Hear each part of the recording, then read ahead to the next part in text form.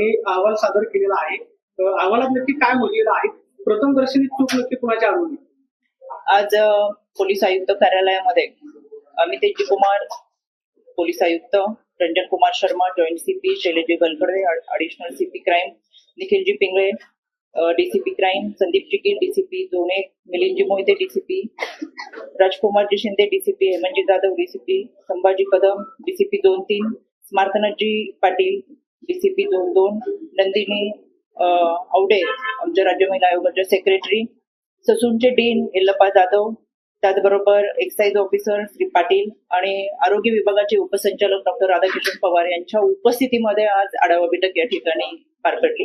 या आढावा बैठकीला उपस्थित राहण्यापूर्वी मी स्वतः विसे कुटुंबियांची घरी जाऊन भेट घेतली आणि त्यांनी ज्या काही गोष्टी सांगितल्या त्या मला आवर्जून या पत्रकार परिषदेमध्ये सांगावेत असं वाटतं. यामध्ये ज्यावेळेस कोणतीही व्यक्ती किंवा पेशंट हा डॉक्टरांकडे गेल्यानंतर त्याचे वैयक्तिक आयुष्यातल्या काही गोष्टी असतात ते डॉक्टरांशी शेअर करतात, कारण चांगल्या पद्धतीची ट्रीटमेंट ही पेशंटला मिळाली. त्याच्यामुळे या पेशंटची ट्रीटमेंट जेव्हा डॉक्टर गैसास यांच्याकडे चालू होती त्यावेळेस सुरुवातीला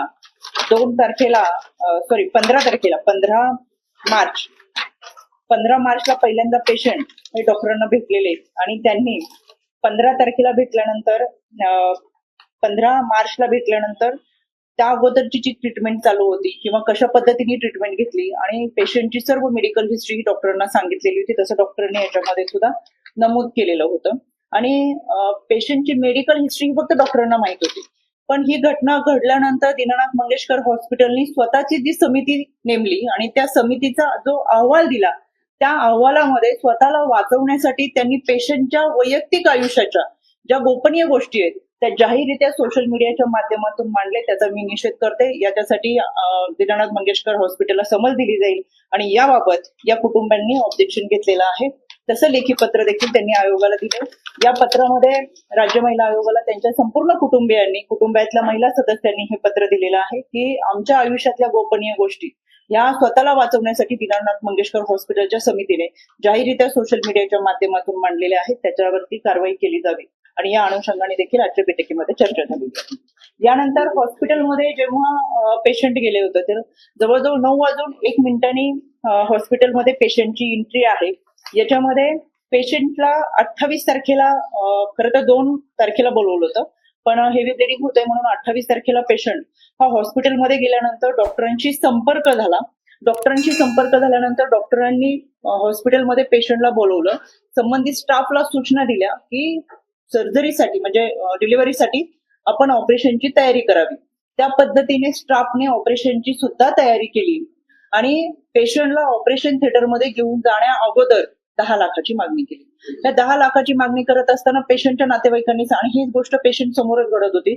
पेशंटच्या नातेवाईक आणि पतीने सांगितलं की आमच्याकडे आता 3 लाख रुपये आहेत, 3 लाख रुपये तुम्ही घ्या, इतर पैशाची व्यवस्था ही आम्ही 2 ते 4 तासामध्ये किंवा उद्यापर्यंत करू. यामध्ये संबंधित विभागाला अनेकांनी फोन केले, मग ते मंत्रालयातून फोन गेले, काही विभागाकडून गेले, पण याची कोणतीही दखल न घेत 9:01 पेशंटची एंट्री हॉस्पिटलमध्ये दिसतीये. 2:30 वाजता पेशंट हॉस्पिटलमधून बाहेर पडलाय. तब्बल 5.5 तास पेशंट हॉस्पिटलमध्ये असताना पेशंटला खूप मोठ्या प्रमाणात रक्तस्राव होत असताना सुद्धा कोणतेही प्राथमिक उपचार हॉस्पिटलकडून झालेले नाही.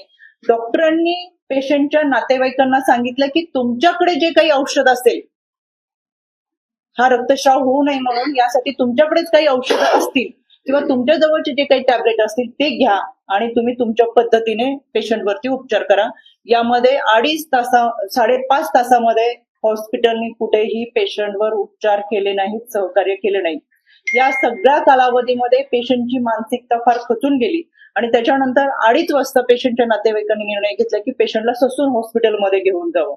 ससून हॉस्पिटलमध्ये गेल्यानंतर पेशंट एकंदर सगळं वातावरण किंवा एंट्री करत असताना पेशंटची मनाची स्थिती फार हळवी होती, मानसिकता खच्चीकरण झालेली होती. त्याच्यामुळे हॉस्पिटलमध्ये एंट्री करून 15 मिनिटात पेशंट परत बाहेर म्हणजे परिवार पूर्ण बाहेर आला. त्यांनी हॉस्पिटलमध्ये कोणत्याही डॉक्टरांना भेटले नाही किंवा ओपीडी मध्ये गेले नाही.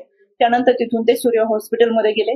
सूर्य हॉस्पिटलमध्ये गेल्यानंतर त्यांना तातडीने डॉक्टरांनी उपचारासाठी आतमध्ये घेतलं, ऑपरेशन म्हणजे डिलिव्हरी केली आणि चांगल्या पद्धतीचा प्रतिसाद हा सूर्य हॉस्पिटलच्या डॉक्टरांकडून त्यांना मिळालं. पण ज्यावेळेस दुसऱ्या दिवशी डिलिव्हरी पेशंटची झाली, पण डिलिव्हरी झाल्यानंतर त्याच्यामध्ये हेवी ब्लिडिंग आणि ही खचलेली मानसिकता याच्यानंतर 2 दिवसांनी पेशंटचा मृत्यू झाला. तर अशा एकंदर या सगळ्या घटनांमध्ये पेशंटच्या नातेवाईकांचा दावा आहे की डॉक्टरांना संपूर्ण मेडिकल हिस्ट्री माहीत असताना सुद्धा त्यांनी आम्हाला फाईल पुटअप करून घेतली आणि ज्यावेळेस आम्ही 15 मार्चला डॉक्टरांकडे गेलो त्याच्यानंतर पुढच्या फॉलोअप चेकअपसाठी आम्हाला 2 तारखेला बोलवलं होतं. जर सुरुवातीलाच त्यांना आमची क्रिटिकल सिच्युएशन ही माहित होती तर त्यांनी फाईल पुटअप करायला नको हवी होती किंवा आम्ही ट्रीटमेंट करू शकणार नाही असं सुरुवातीला सांगायला हवं होतं. पण ही सगळी ट्रीटमेंट सुरू केल्यानंतर ऑपरेशनला आज जाण्यापूर्वी इतकंच काय की महिलेची डिलिव्हरी होण्यापूर्वी सेव्हिंग सुद्धा तिथं करून आतमध्ये घेतली, इतकी तयारी केली होती. आणि हे सगळं केल्यानंतर सुद्धा जर इतकी मोठी रक्कम मागितली असेल तर त्याच्यामुळे पेशंटची मानसिकता खचली आणि पैसे वेळेत भरू शकलो नाही तर 5.5 तास पेशंटला या सगळ्या प्रक्रियेतून जावं लागलं. आणि शेवटी प्रत्येक आईचं मातृत्वाचं एक स्वप्न असतं. 8 वर्षानंतरचं घरामध्ये येणारं बाळ आणि त्याची पद्धतीने अवस्था यामुळे पेशंटची खचलेली मानसिकता आणि याच्यामुळे साहजिकच हे सर्व त्यांच्या कुटुंबियांनी तक्रार अर्जामध्ये दिलेले आहेत. त्यांच्या घरातल्यांचे जबाब सुद्धा यामध्ये नोंदवलेले आहेत.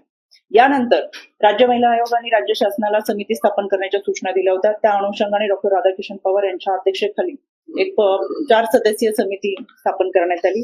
त्याचा अहवाल आज या ठिकाणी आलेला आहे. या अहवालामध्ये हा अहवाल या ठिकाणी देत असताना